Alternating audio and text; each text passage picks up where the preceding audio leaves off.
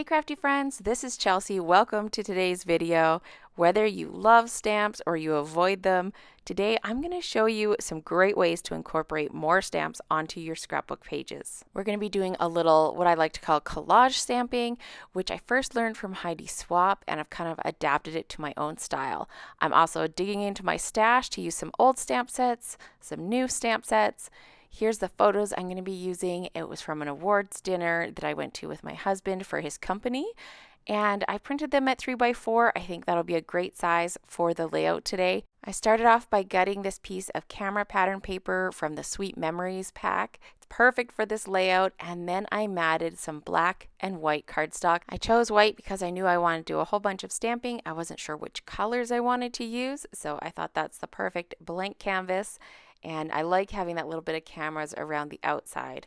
So this awards dinner was like an Oscars theme. So I thought I would go with kind of like a movie theme to the stamps that I chose. I'm going to start off using the Sweet Memories Card Making Workshop Thin Cut. And I had some of this candy apple UV coated cardstock. Now this was from a special a little while ago from the Cardstock sale. Good news, Cardstock sale is coming again, starts March 1st. So if you've been waiting to stock up on some really good deals on Cardstock, you'll want to make sure you check that out. And then I am backing my photos with gold glitter paper. I did this recently on another layout and I loved how it looked. It's maybe not the best use of glitter paper since it's kind of an expensive paper, but I thought it just fit this so well. On camera, it doesn't look that amazing, but in person, it looks so good to have just that nice sparkly border around the outside, and it really makes them pop even more so once we get all the stamping on there and just helps them stand out from the background.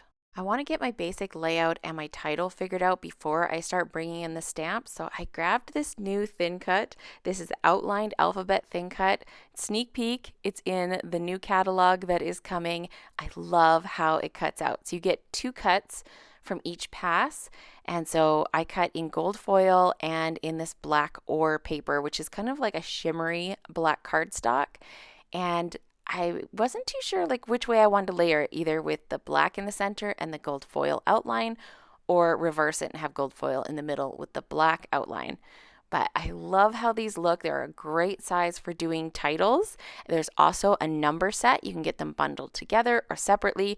So you're going to want to look for that on March 1st as well. I think it's going to be a very popular set. Here's a look at what that looks like with the gold in the middle, and I like that better actually. I think it stands out way more. So that's what I decided to go with. I had both options because I had cut them all twice, so I could go either way. But now I'm going around and just putting some pencil marks where the edge of my photos are going to be so that I can line them back up again once I'm moving things to stamp. I'm also going to mark the edges of the doilies so I know how far out I had been planning to put them. Sometimes when you're trying to figure out this stamping a background like we're going to do, this layered background, it's nice to know where your photos are going to end up, or like your major elements, so that you can make sure all your stamping isn't hidden. Because sometimes I'll do that and I'll stamp or ink blend or whatever, and then you go and put everything back on the page and you're like, oh, I didn't go out far enough, or I went out too far, or whatever. I'm starting with my largest image, which is this kind of like movie ticket icon that is from the really old set called Movie Night. I've never used this set. I used the one little word that says snacks on it for something else, but have never actually used the major pieces in this set. When you stamp with blocks, if you have trouble getting transfer, the biggest thing you can do to make it easier on yourself is to use a block that's the right size. See how my image goes almost right to the edge of my block? I have very little chance of getting ink transfer where I don't want it. Or if you have trouble stamping, I highly recommend using a stamp platform. I have the Tim Holtz one, but you could use any Misty or any other stamping platform, and it just helps to alleviate some of the stress of stamping or the frustration. If you end up with an incomplete image, you can re-ink and stamp again in the same spot, and you don't have to try and carefully line it up. I think it's a game changer if you want to stamp more. Another thing that really helps is the surface you're stamping on. So the back side of the Versamat has this kind of spongy material, which is really good if you're using blocks to stamp. All of the Close to My Heart stamp sets also come with a little sheet of foam in there, which you can put under your paper.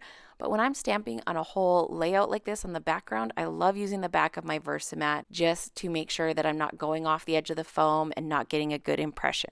I decided to go with a pretty neutral color palette. I have Intense Black, Mink, Charcoal, and then I'm going to add in Candy Apple. And I'm going to end up bringing in Honey Butter as well, which is a yellow. I figure I'll limit my color choices and do mostly neutrals, mostly grays. And of course, remember, you can get 2 different tones from one ink pad just by using second generation stamping, which I will show you in a little bit. Something else I like to do when I'm stamping in general, but also especially when I'm going to stamp right on my background piece of paper, even if I'm stamping on like a layout that's done and I've decided to go ahead and add stamping afterwards, then I definitely always test my stamp on a piece of printer paper and make sure that it's transferring really well and it's the right color that I want to use. Right now I am using my little pencil marks to help me line up where this is going to go. I think it's a good idea when you are building kind of a collage of stamping that you start with your biggest items first. And this is definitely my biggest stamp. And then from there, I'll go down in size and kind of fill in. And it's much easier than starting with smaller stamps and then trying to find room for these big ones. I don't have an exact plan in mind of where everything's going to go. I have this general idea that I want to create a border around my grouping of photos. And that's basically it. I am building it one stamp at a time. I just make one decision, stamp that, and then do it again, repeat, pick my next stamp, repeat. I'm cleaning off my stamps with my stamp chamois. I store it in this little mason jar on my desk, and I just love the stamp chamois. I use way less baby wipes these days, and it's so easy. You just take to the sink, wet it, you can wash it, and they last a really long time before they start like crumbling and wearing out. I decided that I wanted to put my photos back on because I was just having a really hard time, even with the little tick marks, imagining where everything was going to go. But I grabbed my next stamp. I'm going to do this beautiful flourish. This is from the Sweet Memories Card-Making Kit. I love this little flourish, and I'm doing second generation stamping now. So you can see I ink it up, I stamp it on my scrap paper, and then I stamp it on my page. Now, the ink that I stamped the movie ticket in is the same color. So it's really easy to see the different tones that you can get from the same ink, whether it's first generation, second generation. Some of the dark colors, you can even do a third generation where you stamp off twice before you stamp. And it's a nice flexibility to just get more shades of a color without needing a separate ink pad. If this neutral color palette isn't really for you, I do have another video done in this style. I did a double page layout and I used a much brighter color palette. So I'll make sure to link that at the end of this video so you can go over and check it out. Now I'm grabbing another set. This is also from Sweet Memories. This is Sweet Memories Card-Making, and I love the camera in here and also these little frames. You can see I was rubbing my stamp because I haven't used it yet. Usually with brand new photopolymer stamps, they have a little bit of residue on them from manufacturing, and they will stamp better if you just kind of rub them against your skin. I also grabbed another set for these journaling lines. I figured before I get too carried away stamping, I better figure out where my journaling is going and leave a spot for it. I don't have a ton to say, but the 3 lines I thought maybe wouldn't be enough because it usually never is. So I masked off and stamped 1 more line. I was kind of rolling the dice there, hoping that I lined it up okay. And now I decided to bring in some red. I'm using the Candy Apple ink and I'm using second generation. Now I'm going through quite a few sets here. I used 8 different sets in all. And that's usually because I am looking for specific sizes of things or specific words.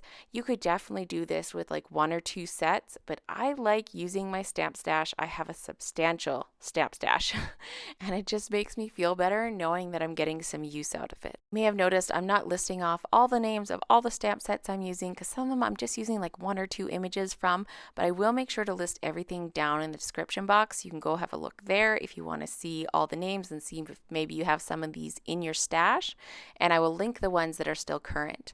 This ticket is from that movie night set. I am stamping it in Mink ink.